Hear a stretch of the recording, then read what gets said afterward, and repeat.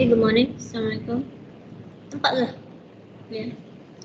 So yesterday kita dah go through the introduction part for the fuel characterization. Now today we go a little detail on how to proceed with the proximate and ultimate analysis. Okay, so basically proximate analysis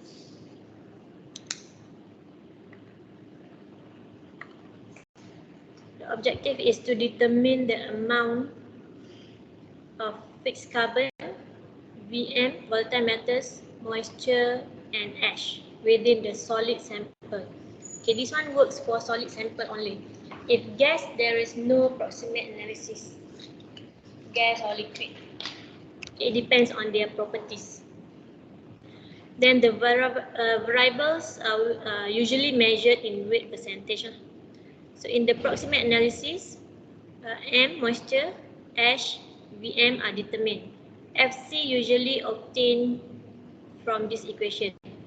So for FC, once you get the moisture, ash and VM, so to get the FC is just that 100 minus all those things. Okay, so this is the basic equation. Total up of this proximate analysis is 100%. Okay, bear in mind this one include moisture. So this one is wet basis. If dry basis exclude the moisture, still equals to 100%.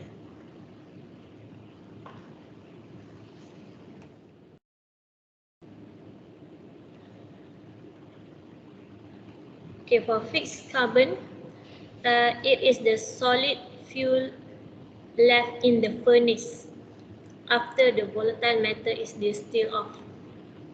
Okay, so consists of mostly carbon, but some hydrogen, oxygen, sulfur and nitrogen. Okay, fixed carbon is not the same as ash, whereby the volatile matter are the gases, the hydrocarbons that is easily volatile, like methane, other hydrocarbons, hydrogen, CO, carbon monoxide, and other incombustible gases like CO2, nitrogen.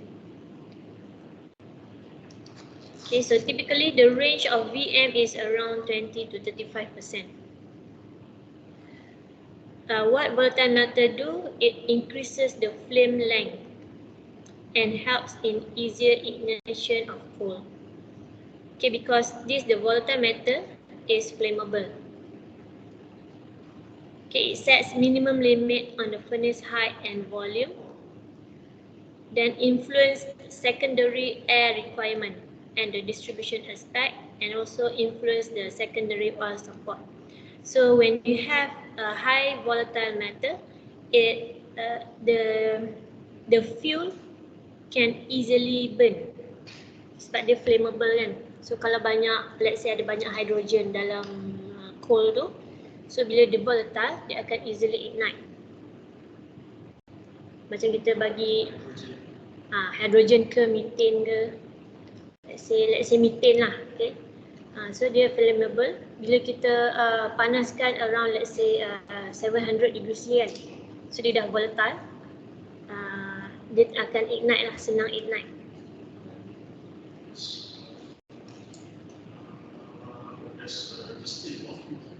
Macam mana? Yang mana? Fixed carbon. So, fixed carbon is very solid for that. The furnace after volatile is distilled off. Ini fixed carbon tu, coal, bila kita test untuk volatile matter, kita let's say 700 degrees C, volatile matter dah semua dah keluar. So the leftover is the fixed carbon.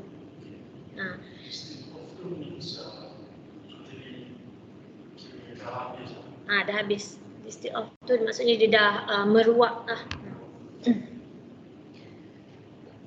And then kalau increase the temperature, FC fixed carbon semua dah fully utilized, the leftover is the ash, mineral.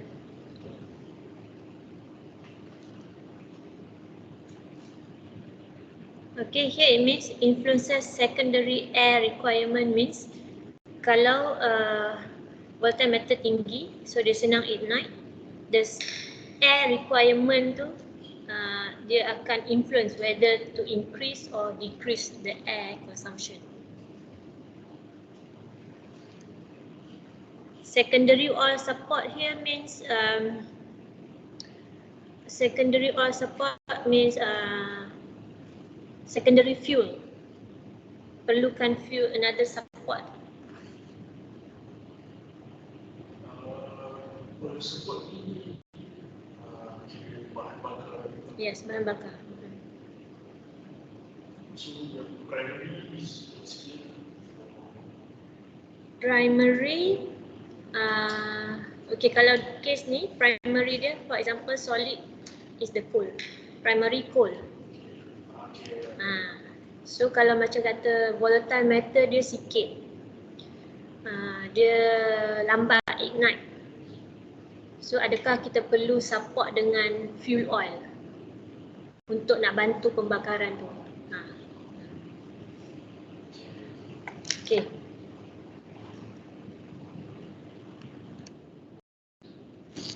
Okay, ash content is an impurity that will not burn. Typical range is around this. So if your coal atau fuel high ash content, dia akan affect the combustion process. How it affects? Dia akan on the handling and burning capacity. Reduce handling and burning capacity. Sebab dia tak terbakar, so kalau dia banyak, dia akan tak bagi apa-apa energy. Increase handling cost. Okay, affect combustion efficiency and boiler efficiency. Sebab dia akan cause clinker and slagging. Clinker dekat bawah tu. Okay, I'll share you the video. Let's see.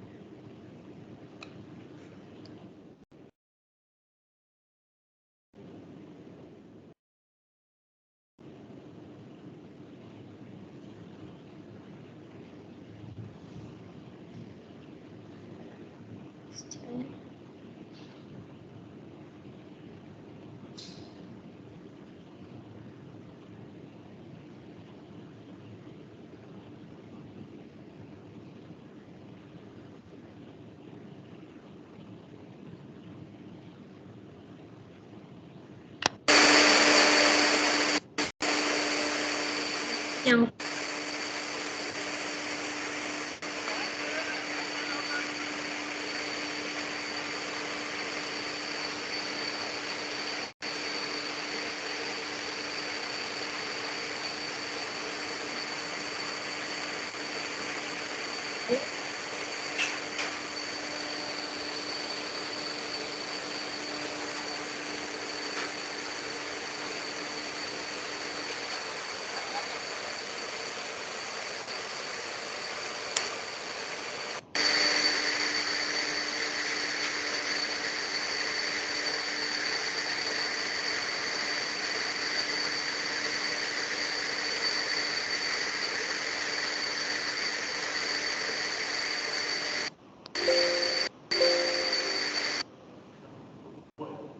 dia nak buat.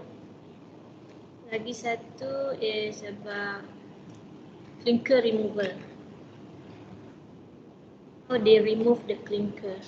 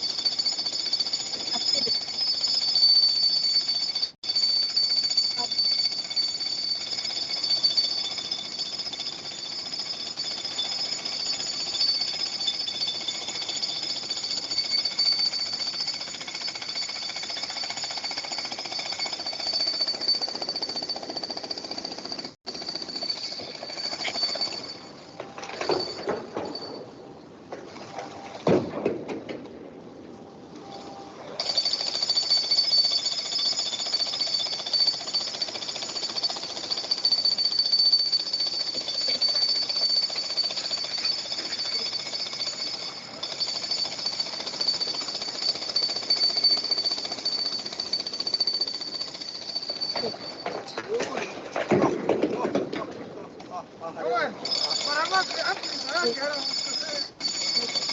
kalau dalam metal combustion process, furnace, they call slag. So slag tu nowadays kita study to recover the metal back. Sebab ash kan from minerals kan, like magnesium ke calcium ke, sometimes have heavy metals. So kita banyak research, dia buat slag ni untuk recover the mineral back.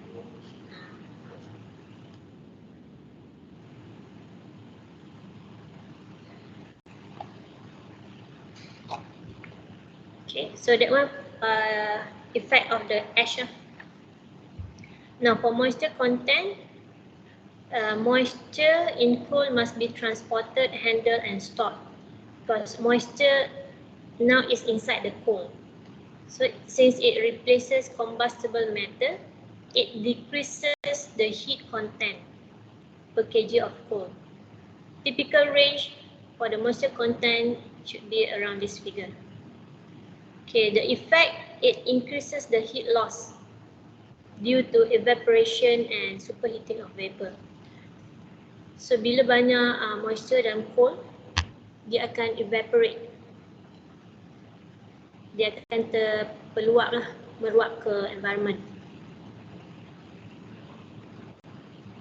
And then it helps to eliminate in binding fines and aid radiation heat transfer. It helps the it affect the combustion process somehow.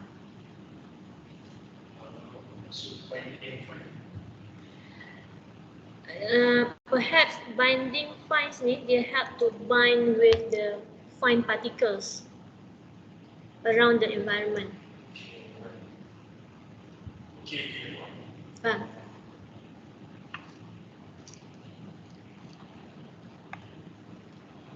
Okay, sulfur content, basically this is the normal range.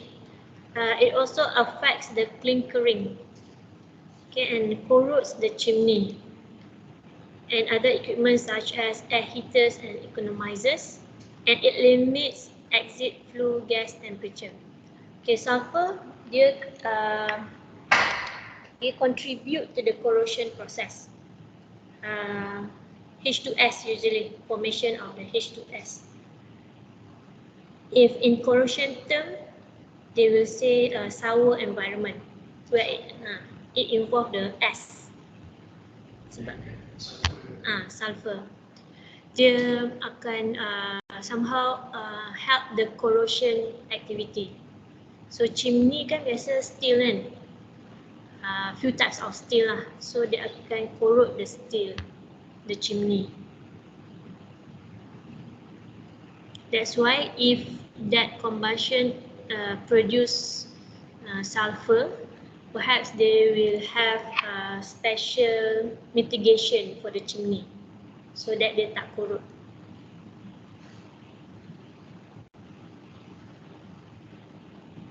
Okay.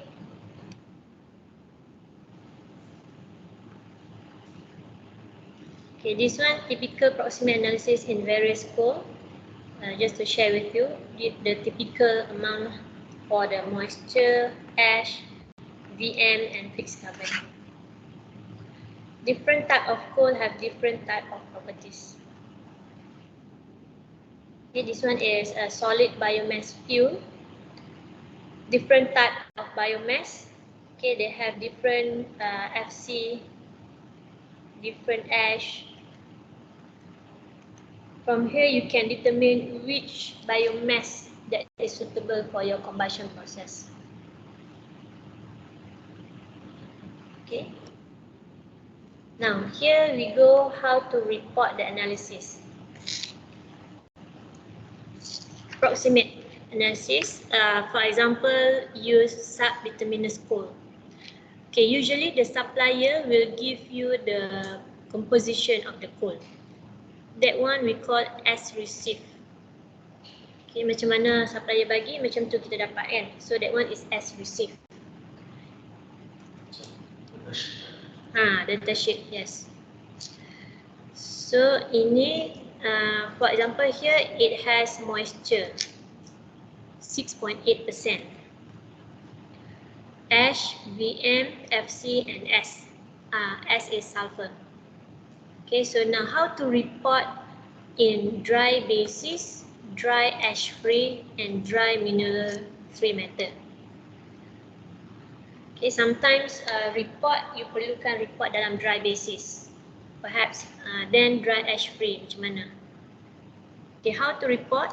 We need to convert the S received composition to dry basis. We start with dry basis first. Okay, bear in mind this one, the S received total is 100%.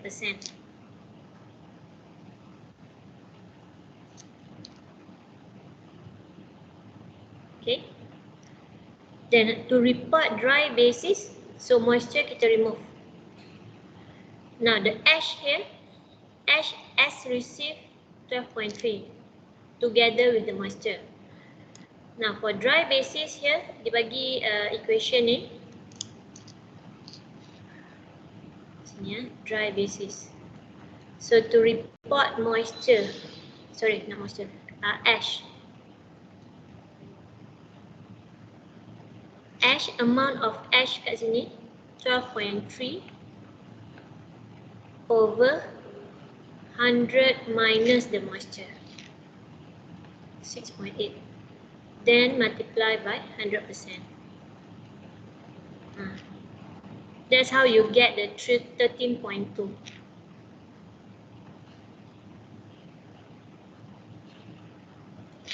Okay. Ini dry basis lah, so remove moisture. So all the calculation on the dry basis akan bahagi 100 minus moisture. Total for the dry basis, exclude the moisture, should be 100%. Okay? Nak try buat dulu ke? Okay, you try first for the VM, FC and S whether you get the same value.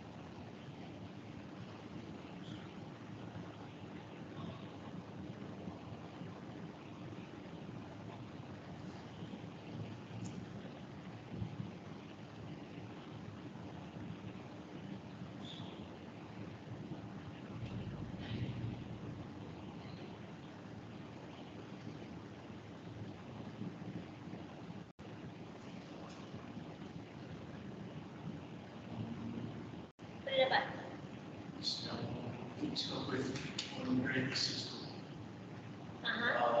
47.42. Sila kat berapa? Dapat Slightly different. 80. 60. Jauh sangat kan?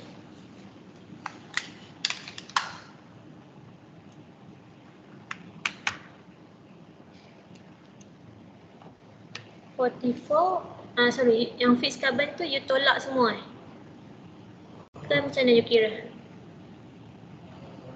Guna equation ke atau you tolak? Pakai equation. Ni, macam ni? Uh, Ke yang tolak semua ni? yang bawah.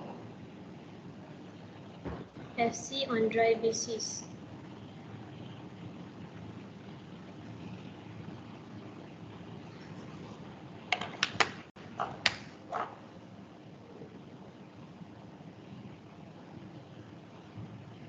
Oh, yang ni I rasa tolak VM ni. Sebab moisture dah tak ada. Tolak VM, tolak ash and tolak sulfur should be. Ni salah ni.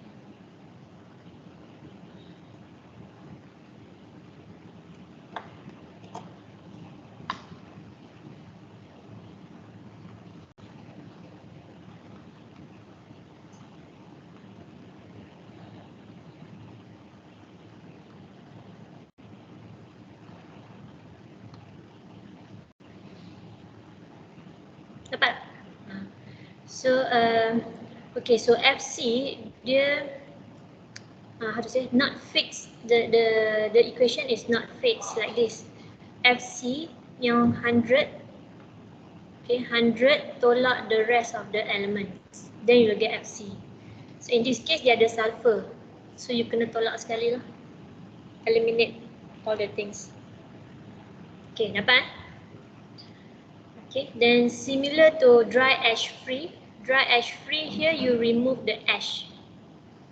So ini moisture and ash tak ada. VM, the new VM for the dry ash free. Okay, dry ash free usually we will put as DAF, dry ash free. So VM again 36.2. Use the value from the S received, divide by 100 minus the moisture and the ash. Then multiply 100%.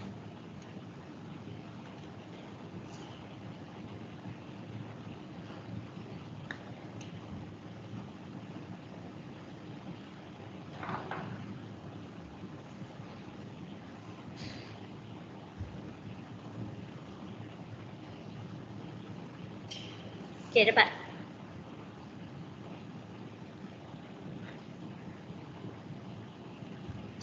Okay, so same goes to the rest lah. Total should be 100%. Dry mineral matter, you remove the sulfur. Sulfur considered as the mineral.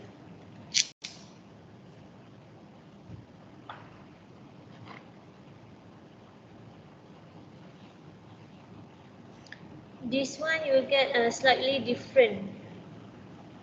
I think this one 57 something. Ini 45 something kot.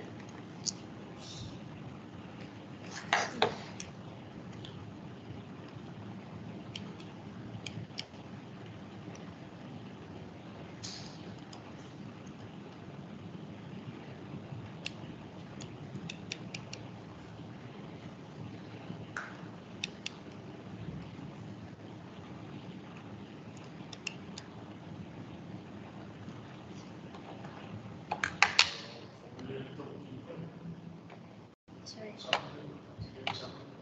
Macam mana? VM. Sama je. Ini sepatutnya dapat 45. So kalau dry mineral matter, let's say VM tu, the initial as received 36.2 divide by 100 minus the rest. minus the moisture plus the ash and also the sulfur. Then 100%.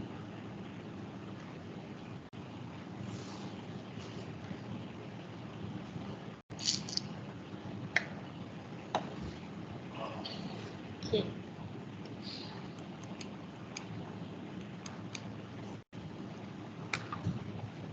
Also kalau dry radioactive dia tolak kita nak remove sulfur juga. So sulfur tu kira tolak dengan apa juga.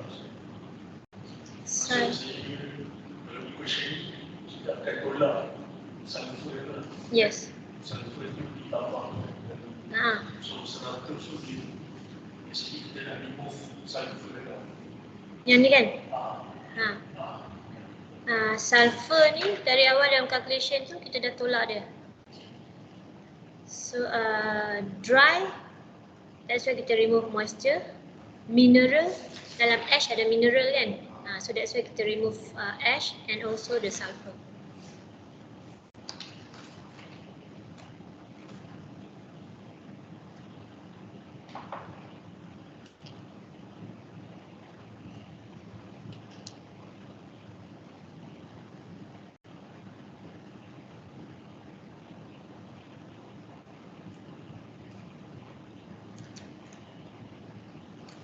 Okay.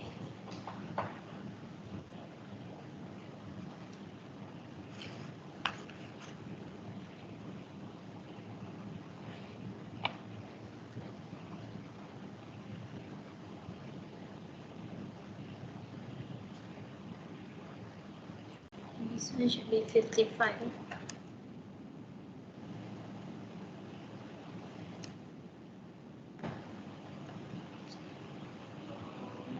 Dapat tak? So yes.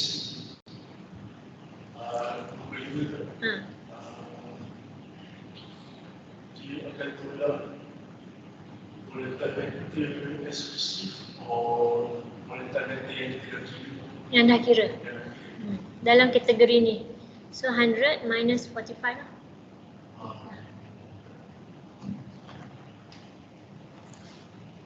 So sini selain pada you guna equation ni 100 minus 45 the BM.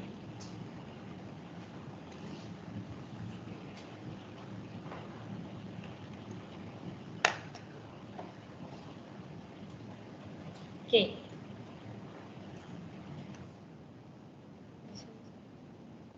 Okay, that one just now for proximate analysis. Now we move to ultimate analysis. Okay, what is ultimate analysis? It indicates the various elemental chemical constituents such as carbon, hydrogen, oxygen, sulfur, and etc. Sometimes you will have also chlorine.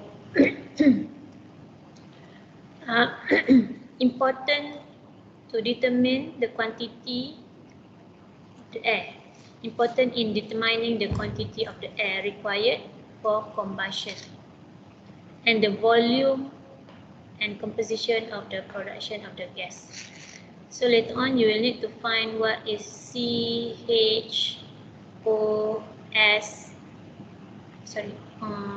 N. This one is the common one lah.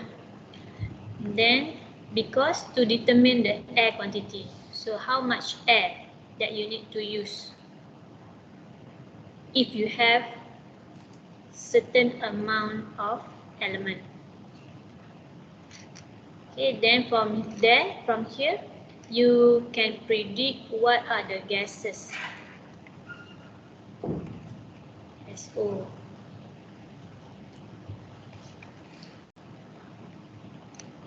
So how much CO2, how much CO, all of this. Okay. Now this is the typical ultimate analysis of coals. Okay, this is the common one. This one is for biomass fuel. Okay, usually we'll take CHON. some of it will have sulfur, but a very small amount. In calculation, theoretically lah, in calculation, if you have, let's say, very small amount of sulfur, in calculation we just ignore lah. In this course, we just ignore. But in industry, you should consider. Because in industry, it uses a large amount. Even though small percentage multiplied by the loading will have a lot.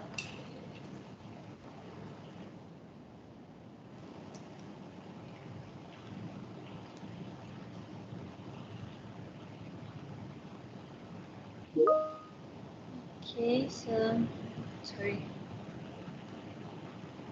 Today just released FYP title for chemical, so they are contacting to secure the title.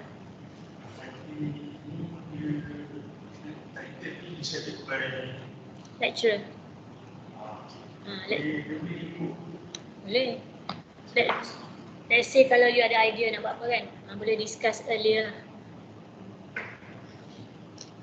As long as dia bukan, how to say, sometimes student tu beli projek kat luar. That means dia dah ada projek tu dekat luar, dah siap dah semua. So dia propose itu untuk FYP. Tak boleh lah. Kalau ada cases. Tak boleh. Sebab beli itu maksudnya bukan dia yang buat.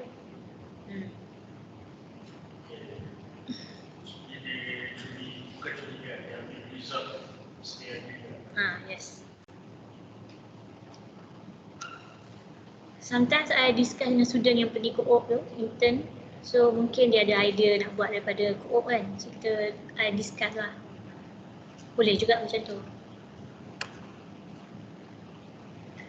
Okay, so for the elemental ultimate analysis, basically this is the general equation. This one dry basis. Carbon, total of element. So you have carbon, hydrogen, oxygen, nitrogen, sulfur plus the ash equals to 100%. So if this one dry basis, if wet basis inclusive the moisture equals to 100%.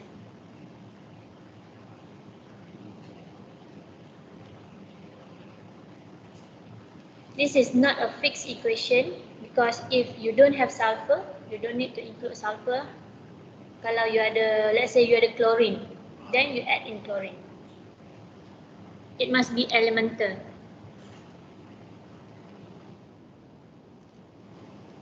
Okay, kita try this one. This dry basis of one type of coal, it asks you to determine the molecular formula. Usually from the elemental, kita akan generate the molecular formula. So this is the proximate analysis given, dry basis, so no moisture over here. Ultimate analysis, so dekat sini dia ada up to sulfur.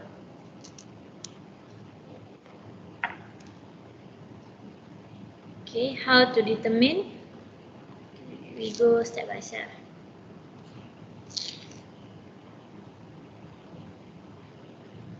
Kita letak basis 100 gram. Usually 100 gram basis lah. Basis ni it depends to you. You nak letak 1 kg ke, 100 gram ke. A starting point untuk nak calculate. Basis ni of solid fuel. Let's say you terima solid fuel tu, let's say you terima 100 gram. So from that 100 gram, how much is your element? Okay. Okay, these are the given from the statement just now, the given percentage. Now kita cari, kita nak target kita nak cari mole. Familiar tak dengan mole punya calculation? Ada kan? Ada, belajar dalam SPM. Okay. Sebab kalau budak chemical ini common things lah. Okay. Let me know kalau you tak faham . So mole, equation mole is mass over molecular weight, kan? Okay, ni mass. Weight tadi, mass here weight lah, the weight in gram. Weight tadi kita multiply by the basis. Kita nak dapat weight sebab dia bagi dalam weight percentage. So kita nak dapat in gram, just multiply the basis. Kalau basis you 1 kg, then unit will be kg. Okay. Nah ini kebiasaan kita akan letak 100 gram.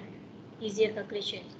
So kita cari weight dia for each element from the percentage multiply by 100. So you dapat all these things lah. Now moles. For carbon, this is the mass yang kita dah dapat tadi over molecular weight. Molecular weight ni from periodic table. Dia dah hafal tak? Hafal tak?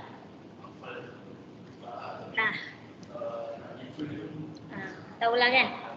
Okay, so in your case I akan bagilah. Usually chemical punya student tak bagi sebab dia orang sepatutnya hafal. The first 20 element tu memang kena tahu.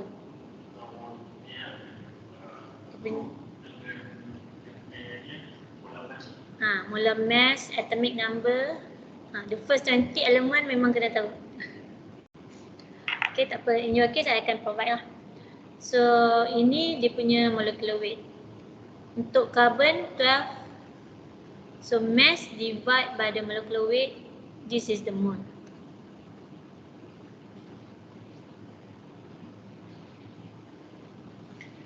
Similar to the rest, you find the mole. Okay, H, this is the mass over 1. So ini molecular weight oxygen, nitrogen and S. Okay.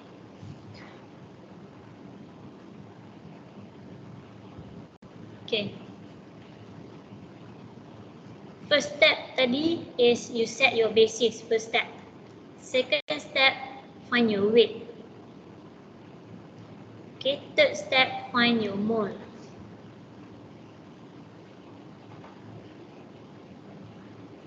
Okay, up to there, okay. Now, we must normalize with respect to C. Okay, this is the fourth step, the last step. Why normalize to C? Because, what do you think?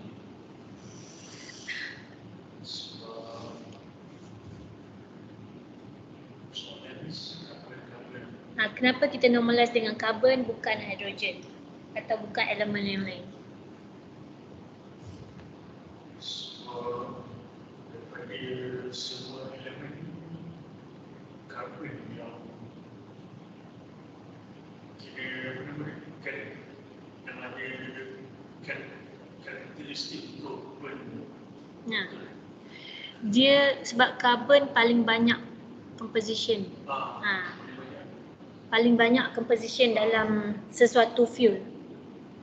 Macam coal. Coal kan major consistent of carbon. Sebab tu kita normalize to carbon.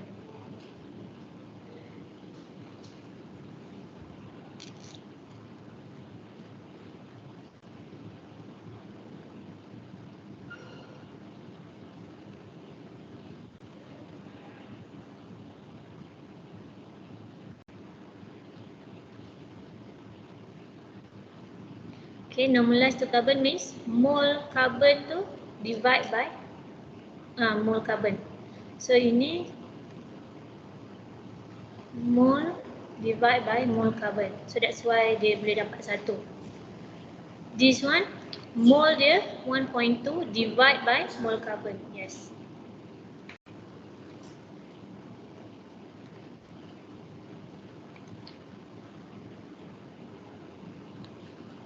Okay, similar to the rest. So dari sini kita dapat berapa banyak elemen dalam 100 gram of fuel. Okay, then from here kita boleh generate the chemical formula. So ini adalah chemical formula, final chemical formula.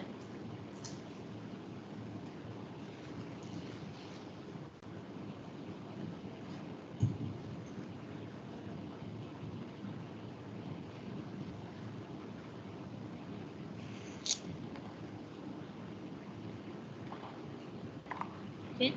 So once dah dapat semua normalized factor, normalized value ni, you must state the complete chemical formula macam ni. Okay. Next. Now kita try derive the molecular formula for the following solid biomass fuel. We try for the bagas. Okay. So untuk nak dapatkan molecular formula, we need this part only. The elemental.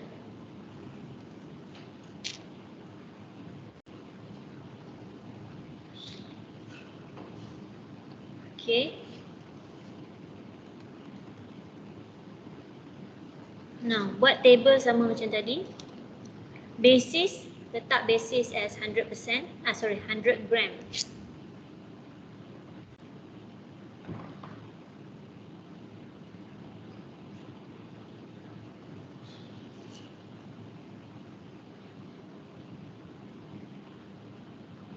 Okay, then find out the weight and the mole. Okay, you try dulu.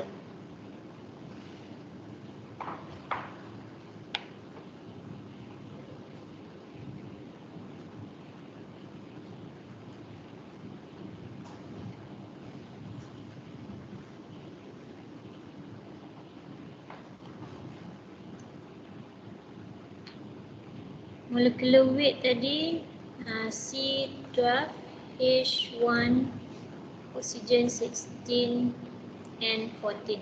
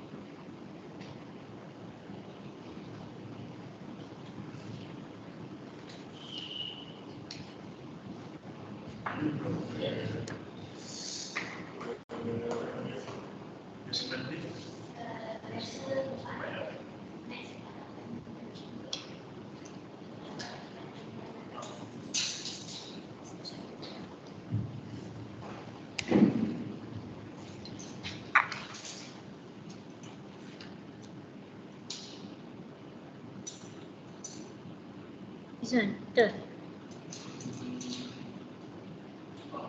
Okay, okay. So good lah. You understand already how to get the chemical formula. So ini dia punya final chemical formula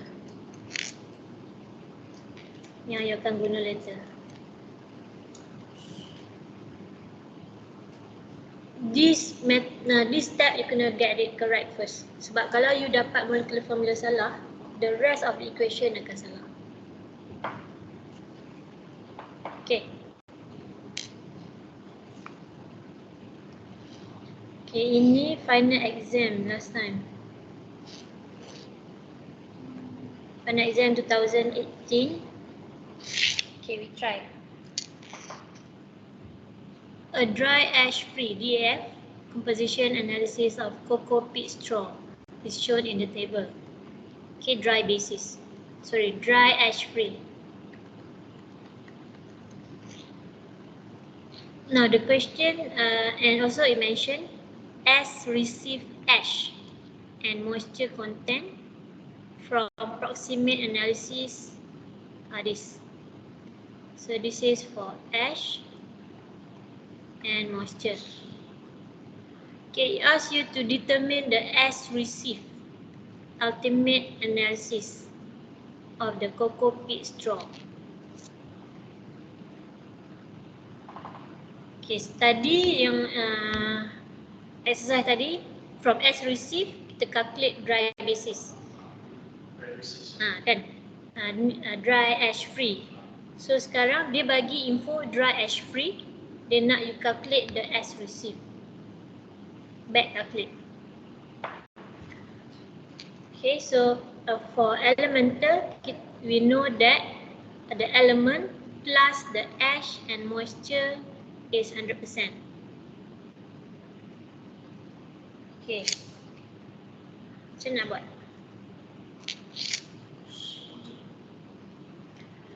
Sebelum ni, kalau as received, kita let's say for carbon, as received over 100 minus the moisture, the ash, for dry ash free lah kan, and also sulfur, tapi sini tak ada sulfur.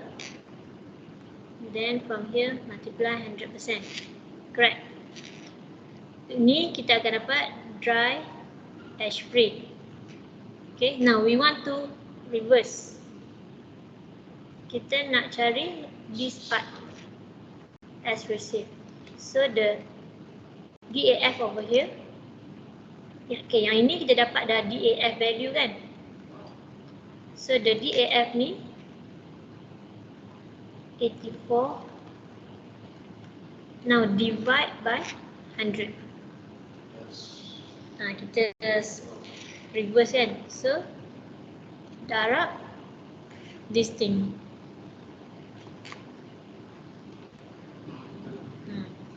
Moisture plus ash. Then you will get the as received value.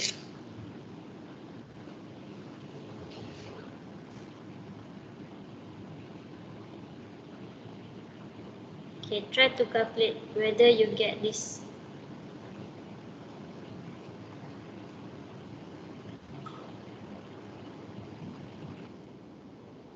The answer.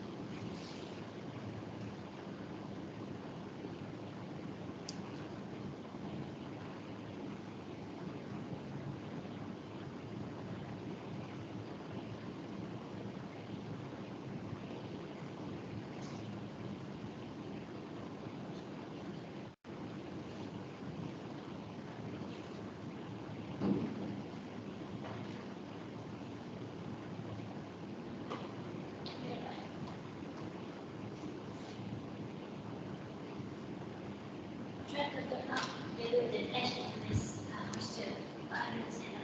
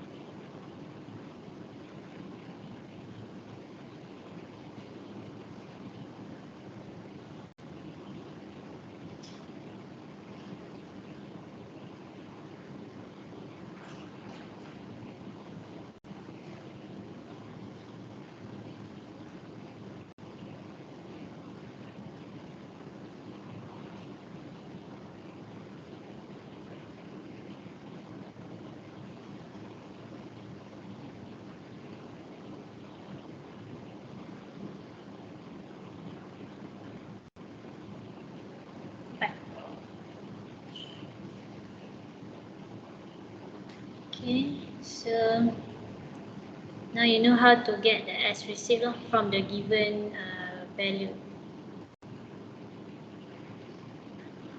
Now next it asks you to formulate the chemical formula in terms of CHO only.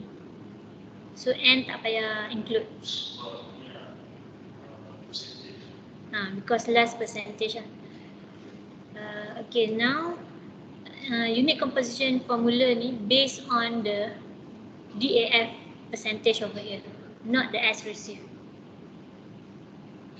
So the mole from the DAF composition. So buat table macam tadi tu. Okay, first step basis you do, set your basis.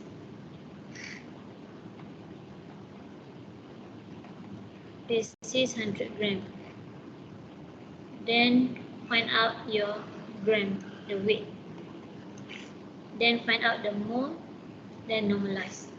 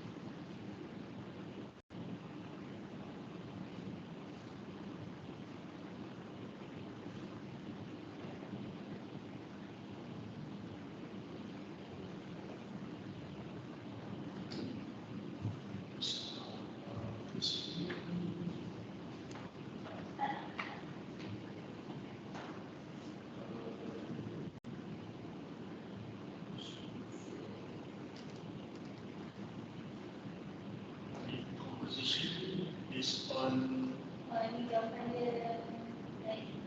based on basis. So tapi untuk cari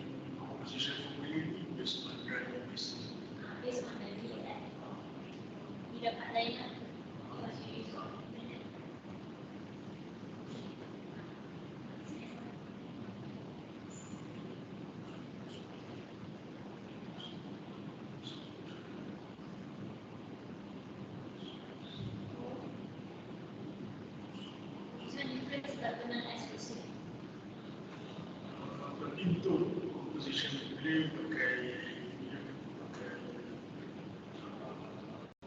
Dia depends. Kalau sebab question ni kalau dia dah bagi yang H3, so you just guna info yang dia ada lah.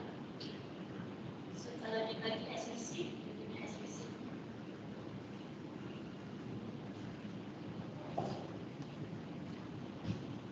Okay, so far okay tak?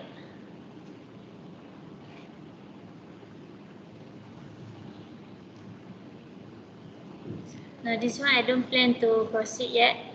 Ini next class lah sebab yang ni nanti akan dia continuous dengan a lot of exercise. So we are running out of time already.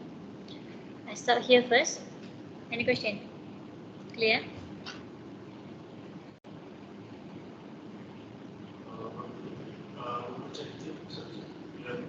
Tujuh. Sorry. Lima ke enam. Around that lah. Dia sampai environmental tu. Okay.